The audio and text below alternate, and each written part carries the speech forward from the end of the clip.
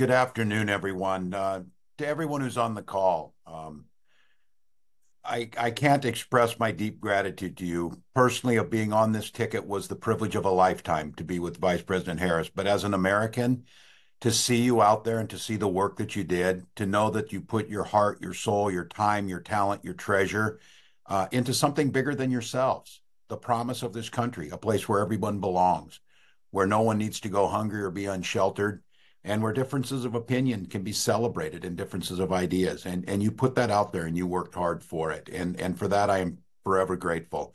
I also recognize the emotions you're going through. And I share those with you.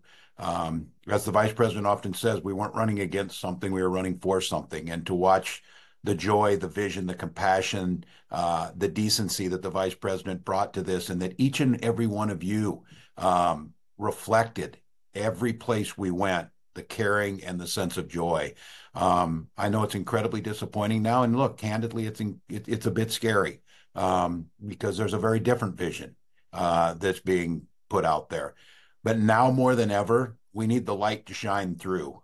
We need to be able to be that hope for the neighbor who's really wondering. We need to be that anchor for the folks who are wondering what's next. And each of you did the work. You took time out of your busy lives and you continued to do it. And it makes a difference. On the campaign trail, I would ask, there will be a day of reckoning when it will be asked, what did you do during the 2024 campaign? Well, I know the people on this call can say everything they possibly could. And for that, as an American, I'm incredibly grateful. And I mentioned that just yesterday, the product of the things the vice president fought for and the things that she got done, we had the final pot of money from the American Rescue Plan that we were able to put $5 million here in Minnesota into food assistance for hungry families during this holiday season. That's the type of stuff you are fighting for. That's the type of things that make a difference. And those things are just as important now as they were before Election Day. And so I hope all of you take care of yourselves, take care of your families, find the place in your community to heal both yourselves and your community. And then when you're ready to get back in this fight, because it continues on. And I know that I've said it often on the campaign trail, I'm preaching to the choir. I couldn't be prouder to be with a choir that's on this call. You did everything that was asked. I also would have to say, I think all of us saw the possibility, and I know there's a bit of a feeling of loss because we saw what a real leader looks like. We watched a speech on the ellipse the week before the election where Vice President Harris delivered on the best of America. She delivered the best of our better angels. She delivered a vision where all of us mattered. She did it with grace and dignity and continued to do that every single day. She is still in this fight. She is doing it every single day. She is not done with her current job, and she's not done being part of it with all of you. And as I said, personally, it was a privilege to be on this ticket. It was a personal privilege to be able to become friends with an incredible leader, which someone who was willing to take on some of the toughest fights and continues to do so. And I would just ask all of you to join me in welcoming our Vice President, Kamala Harris. Thank you, Tim. Thank you. Back at you, brother. You are such an extraordinary leader, and we have become lifelong friends. I just, in front of everyone, I want to thank you, Tim. You lead with courage. You lead with heart. You see the people. You care about the people. You believe in uplifting the dignity to which all people are entitled, and you do it and you have a sense of fun when you're doing it. But you are an extraordinary leader, and obviously the people of Minnesota are very, very lucky to have you there. But you are a national leader and a dear friend, and thank you. Noel, thank you for your work in Pennsylvania and all that you did for our campaign. And let me just say to everyone on this call, I am so grateful for you, and I'm so thankful to you. I'm thankful for your love of our country and your willingness to put the work into it. I'm thankful for the faith that you put in me and Governor Walz and our team. And I am thankful because I know your character is such that you're not going to get knocked down. And you're in this fight. And you're in it for all the right reasons. And I know that about you. It's why you're part of this call right now and all the work that you did over those 107 days and even before. That's your nature. And the outcome of this election obviously is not what we wanted. It is not what we worked so hard for. But I am proud of the race we ran. And your role in this was critical. What we did in 107 days was unprecedented. Think about the coalition that we built, and we were so intentional about that. You would hear me talk about it all the time. Being a daughter of parents who are active in the civil rights movement, I know and believe that the best movements that are about progress in our country mean that it's leaders that we are dedicated to the coalition, to bringing people together that seemingly have nothing in common, but have everything in common.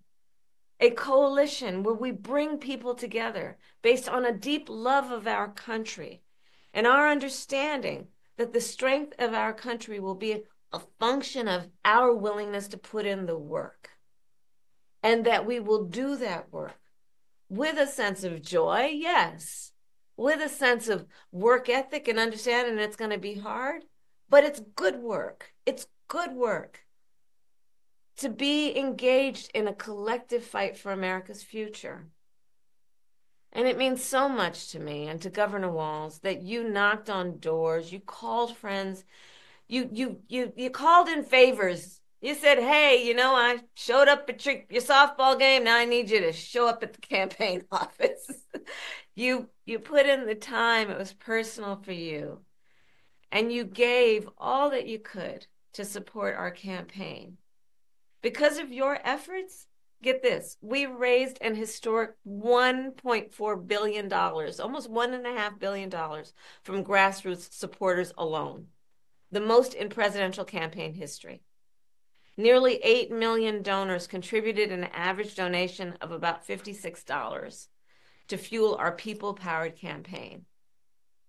And understand that the work that we did included the work that so many of you here did, which is to talk to first-time voters. Many of you are first-time voters. And to talk about how being involved can make a difference. And that remains true. And that's one of the pieces that I just want us to please take away, that our fight for freedom and for opportunity and for the promise of America, it included, for example, nearly almost 4 million first-time contributors to our campaign because of the work you did of helping people know that they can be engaged and that they're not outside, that they're inside, that we're all in this together.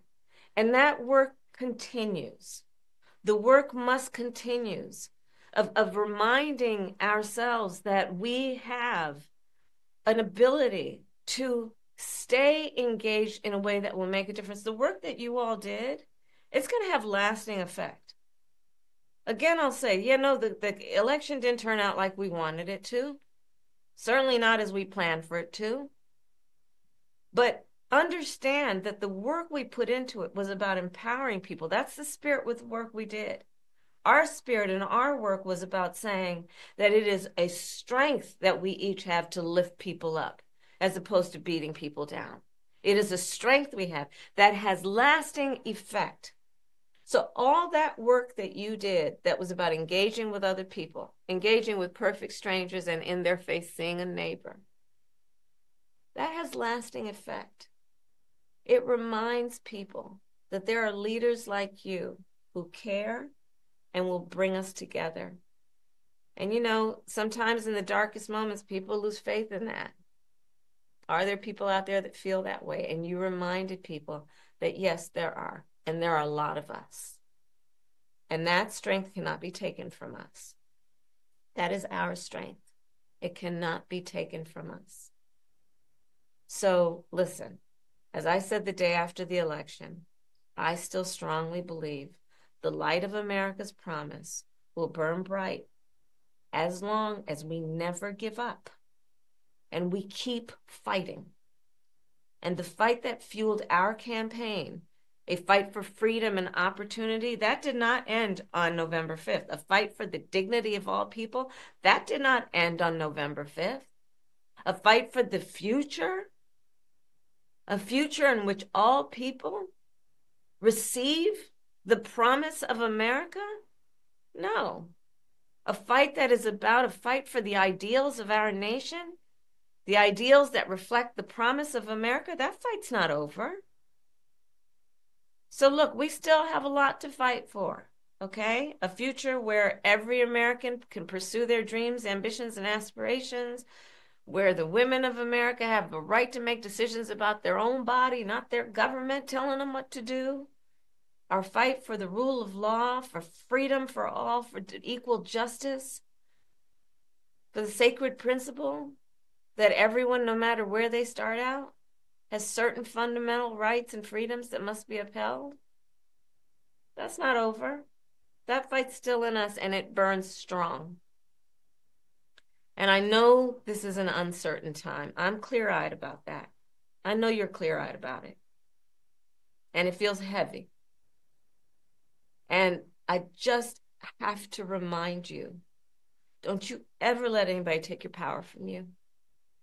You have the same power that you did before November 5th. And you have the same purpose that you did. And you have the same ability to engage and inspire.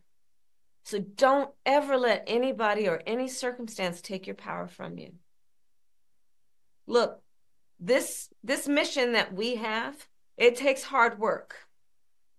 But as you've heard me say many times, we like hard work. Hard work is good work. Hard work can be joyful work. And in doing our work, we will remain committed and intentional about building community, building coalitions, reminding people that we all have so much more in common than what separates us. We will be armed with the faith and the fuel that tells us what is possible and then drives us to achieve it. So let's continue to organize and mobilize and stay engaged. And I thank you all. I thank you all. We are all in this together, all right? We are all in this together. And on this practical eve of Thanksgiving, I wish everyone a happy Thanksgiving with the ability and to find the ability at this moment to just remember there is so much to be thankful for. And so I wish for you that you are surrounded by the people you love and who love you. As you know, I encourage you to be around family in whatever way you compose that family, but to take a moment and just reflect on all the good you have done and all the good you have yet to do. We are powerful, those of us who love our country, and we got a lot of work to do. And with that, I will hand it over to Noel. Thank you all, and happy Thanksgiving from Doug and me and our family.